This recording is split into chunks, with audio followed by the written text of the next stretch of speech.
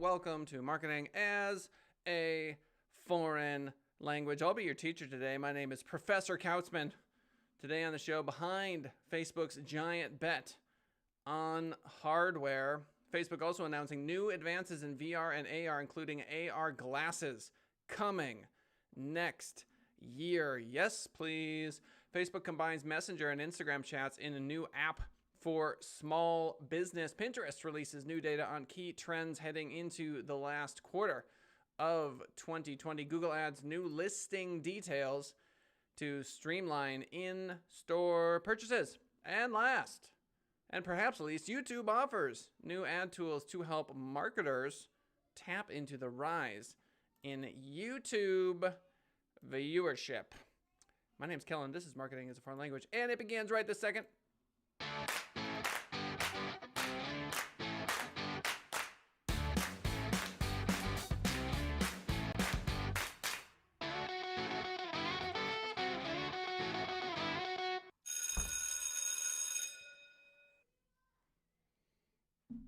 Hey, hello, hi. What do we do on this show? We look at some articles from across the internet about social media, and we get you every pertinent detail of information. All sources to all articles are found in the description. If you want to join us for the live show, 10:30 a.m. Pacific Standard Time, all you got to do is swing by YouTube, punch in the words Send It Rising, that's the name of my company, and Squala. Squala? Skadoosh? Voila! Behind Facebook's giant bet on hardware, Axios.com. Ina Fried is the author of this one. We're looking at some lovely pictures of what appears to be some gorgeous VR and AR technology. Facebook's foray into virtual and augmented reality, which it doubled down on this week, is a bet on where the future of online social interaction is heading, and of course, advertising and marketing. But even more important to Facebook, it's also a plan to make sure the company owns a big piece of whatever platform ultimately supplants the smartphone. In an interview recently on Axios with Zuckerberg, he mentions how the App Store, given its, you could argue, monopoly over apps, should be subject to scrutiny. So does Facebook want to play in this space? Of course they do. Back to the article. Why it matters. In the smartphone era, Facebook has found itself at the mercy of Apple and, to a lesser degree, Google and Android phone makers. The company doesn't want to see history repeat itself. Oh, we have a comment. Richard Fisk coming in. Hey, Kellen, can you elaborate on how skipping ads or opting out early from YouTube ads affects compensation to the content creators? That, my good friend, is an incredibly good question. Here's all I know about it, and I know it from the advertiser's side. I know that there's something called in-stream ads that you can run as an advertiser. The cost per view is often very, very cheap, and you only pay if they watch 30 seconds or more. So if they're skipping in that 5-second window, you do not pay. Your question is, if people opt out early, how does that affect the compensation of content creators? I don't know the answer to that question. However, I will research it and get right back to you. Thank you for the question. Driving the news, Facebook on Wednesday unveiled its latest VR headset, Oculus Quest 2. The company has released a slew of different headsets since buying Oculus for $2 billion back in 2014. So they made a big move, Facebook did, in purchasing Oculus. That's to be with $1 billion. The company also announced Project Aria, an early test of some of the sensors that the company expects will ultimately find their way into consumer augmented reality glasses some years down the road. The big move for me is understanding that it's about the connection between your phone and your glasses. This, to me, is the major change. Stapling a machine to your head is not the way, okay? Taking glasses that have Bluetooth connected, synced screens, that makes sense to me. Our phones have incredible processing power, and that to me is the move. So last month, Facebook said it would add video conferencing support to its Portal smart displays, adding a compelling new use to an already versatile and inexpensive family of devices. Facebook is iterating fast and selling its hardware at prices designed to entice buyers, not generate profits. Well, they obviously don't need the profits, do they? They need market share.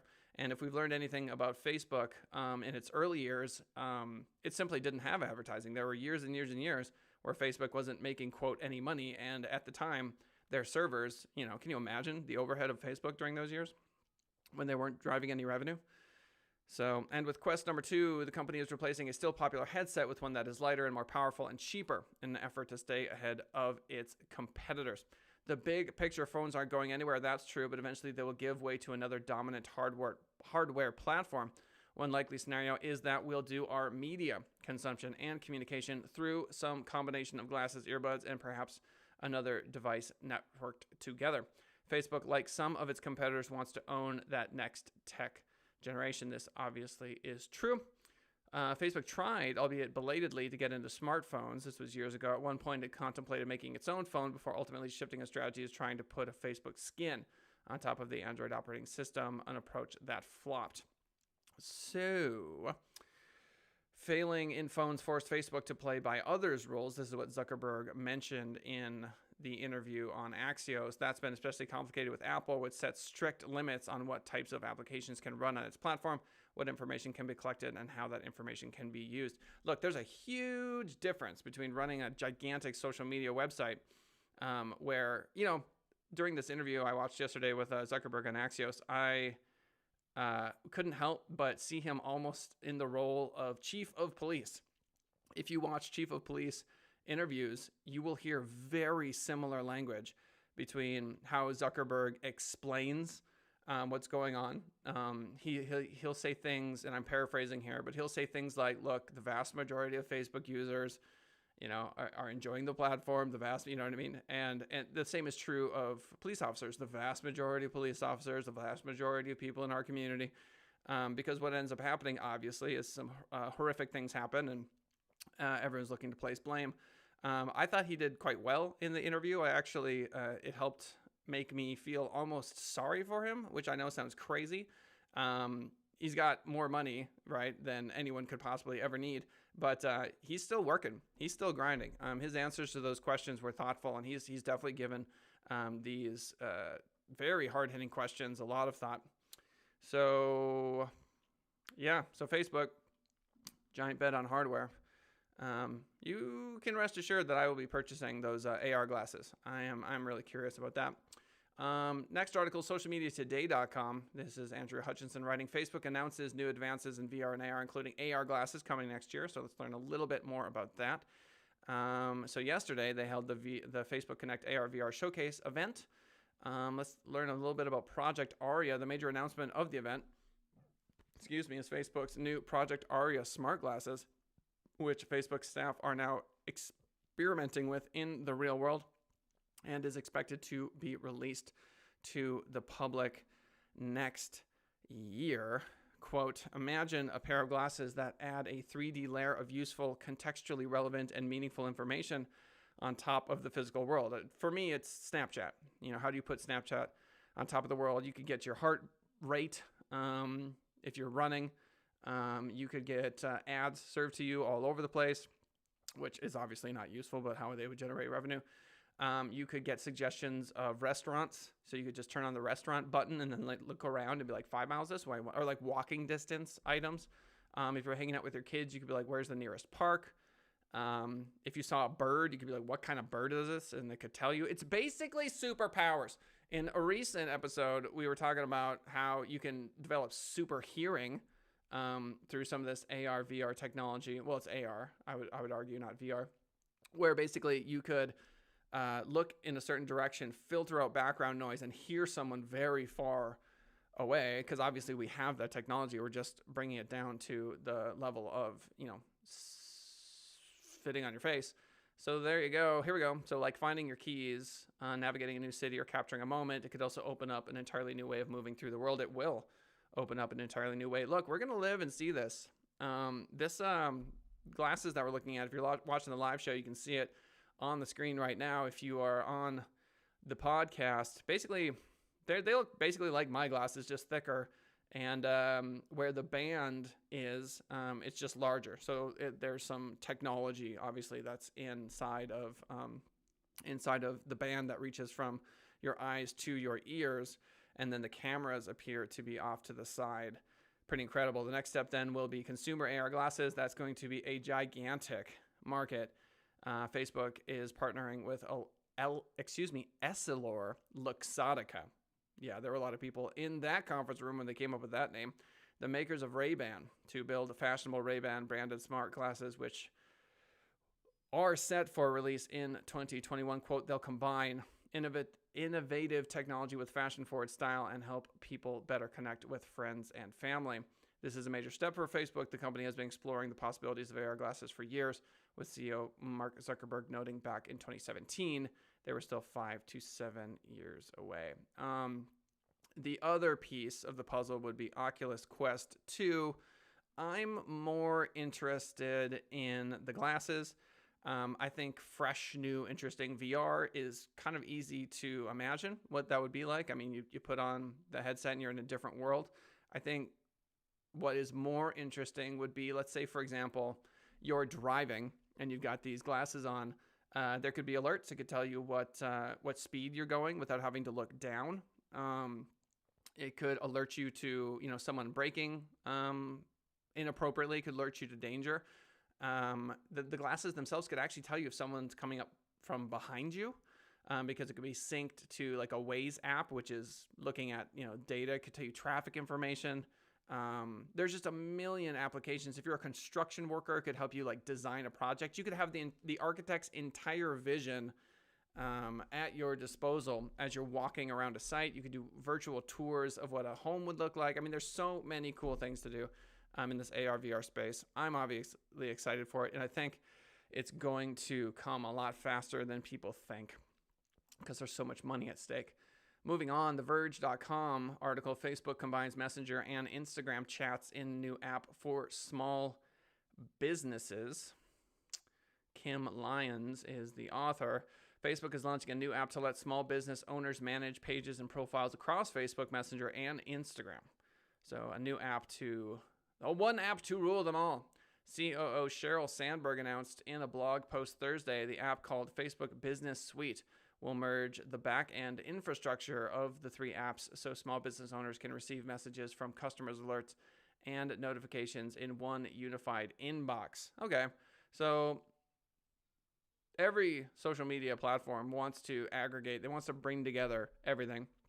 And it makes a lot of sense that Facebook Messenger and Instagram, those three disparate worlds, be kind of combined into one. The app will also let small businesses post to Facebook and Instagram at the same time, saving time and money. That's good. Much of this cross-posting functionality already is available for admins of Instagram business accounts linked to Facebook pages. So this has been on Facebook's to-do list for quite a while. So obviously they have an incentive to do just that. Moving along, socialmediatoday.com. Pinterest releases new data on key trends heading into the last quarter of 2020. Andrew Hutchison is the author. Every year, according to Pinterest, September is a time when people reassess their key goals and refocus on what's important heading into the last months of the year. December, everyone checks out. As explained by Pinterest, quote, this year, instead of looking outside the home for inspiration, it's clear that a fresh start in 2020 begins within the home and within yourself. We're calling this year's transition back to life, or back to home life, because this year people on Pinterest are making the transition back to life with an extra emphasis on turning inwards, both physically and mentally, in order to focus on the areas where they have the most control. Okay, Pinterest. Sounds like you're a Hindu guru trying to tell me about my chakras. In line with this, Pinterest has published a new listing of key trends that it's seeing among its audience, which may help you map out your Pinterest marketing approach leading into the holiday season. I will make this argument, which you may have heard before, which is that Pinterest is an incredible place to build backlinks because the likelihood of people repinning photos on Pinterest is quite high. The likelihood of them sharing content on Facebook is quite low. So every time you link an image on Pinterest and someone repins it, you get an additional link. You can see that link in Google Search Console. So from an SEO perspective, there is an argument to be made for using Pinterest for a variety of clients. Now, if you are anywhere in the world of like dresses, animals of any kind, like a veterinarian, what else? Homes, any sort of home related items, any visual medium, Pinterest is obviously just a no-brainer alongside Instagram. The main overarching focus trend, according to Pinterest data, back to the article, is positivity. People are really looking for positivity nowadays. The relentless news cycle of 2020 has taken a toll on almost everyone, with all of the major significant news events taking place against the backdrop of COVID-19, which has changed the very way that we live. As such, it's no surprise to see that pinners are looking for more positive inspiration and hope in these difficult and uncertain times. So that, obviously, as they mentioned, comes as no surprise. It's almost as if Pinterest is an antidote to the daily news. I feel like those two things are the yin and yang of content. That's a key element to keep in mind. Yes, the news overall is bad, with the economy heavily impacted and the damage caused by COVID-19 set to linger for some time yet, blah, blah, blah, blah. So let's get to this bolded list. Searches for mental health check-in are up 5 times among young users. Creative expression is also high on the agenda for Gen Z, with searches for ASMR food, mindful eating, and photo shoot ideas all above 50%. Gen Z users are also looking to build up their own calming places, with searches for Zen bedroom ideas up 5 times, calming bedroom 3 times, and feng shui bedroom layout 2.5 times. Millennial pinners, meanwhile, are understandably putting increased focus on their kiddos. Searches for mental health activities for children are up 3.5 times. That's pretty funny. Occupational therapy for children 2 times, and conscious parenting 2 times are on the rise with the millennial pinners. Homeschooling and entertainment are also key focus points. Oh, that's for sure. You may actually hear the homeschooling behind me. Can you hear that? That's what homeschooling sounds like. Homeschooling and entertainment are also key focus points, with searches for schedule for children at home 20 times. The search is daily routine schedule for children 10 times, and children workout routine 88%. Even indoor swings for children up 3 times. Home improvement projects is up. DIY projector screen up 41%. Workout routine for men up. So yeah, you get the idea. You know, trends are changing. People are at home. 2020, am I right? Google adds new listing details to streamline in-store purchases. Again, social media today. Again, one of our favorite authors to read from on the show, Andrew Hutchinson. Physical distancing requirements implemented to slow the spread of COVID-19 have had a major impact on retail outlets, with many consumers now shifting to e-commerce and online shopping to avoid any unnecessary exposure. I don't know if you all do, I'm going to space on the name. It's a delivery service for groceries. It's pretty sweet. It'd be sweeter if I could remember the name. But some things you likely still need or want to buy in stores, and in those cases, many people still want to limit the amount of time they spend shopping, which is why Google added new listing options on local store searches back in May, like curbside pickup, which helps shoppers arrange to get their items without actually having to go into the business. Now Google's adding some more listing options. Ooh, like what? In the Google Shopping tab, there's a nearby filter on the top of the page that they can view all of the product options that are available in their local stores that they can pick up that day. They also added a nearby listing. This is a quote. You can check each business's opening and closing hours, as well as how far each store is from you. Also, get a preview of the items they sell that match what you searched for. That's the big change. You'll also get a preview of the items they sell that match what you searched for. With a carousel, you can scroll through to see pictures and prices of the available products. So the question then becomes, if you're Joe Schmo's tea shop, say, and you don't, in your Google My Business listing, I wonder where they pull that data from, or wherever it is they pull that data. See here, they've got a little image. I want to click in on it because I want to actually click and see where they're pulling the product data. So that's something I want to research. But wherever it is that they're pulling the product data, it could be Google Shopping, but there has to be a sync between the Google My Business listing for them to be pulling the products.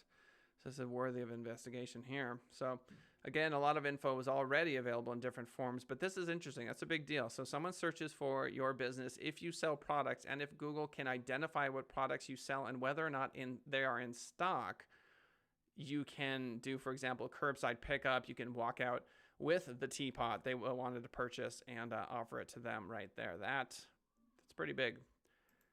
Last but not least, YouTube offers new ad tools to help marketers tap into the rise in YouTube viewership. Not surprisingly, YouTube viewership is up.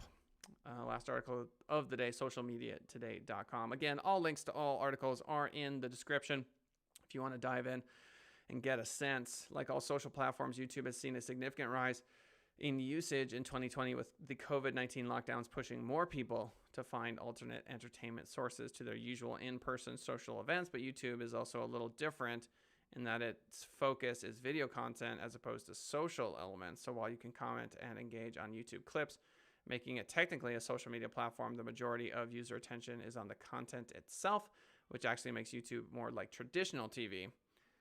Okay, so what's the point here? So what are these new ad tools? So targeting.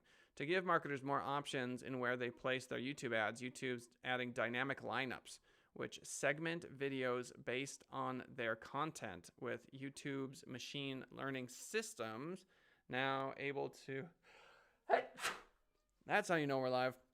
Their learning systems now able to better determine what each video is about. I don't get it. As explained by YouTube, advanced contextual targeting is the next generation of content targeting on YouTube. Okay. It uses Google's machine learning to better understand each channel on YouTube, including analysis of video imagery, sound, speech, and text. Hello. This allows us to create lineups that are scalable across content based on specific topics, cultural moments, or popularity. So if somebody is searching for, I don't know, social media marketing, and they land on some other person's social media marketing YouTube video, it sounds like as a YouTube advertiser using dynamic lineups, I could appear in this dynamic lineup. I need to better understand dynamic lineups. So we're going to click on that link and swing on over.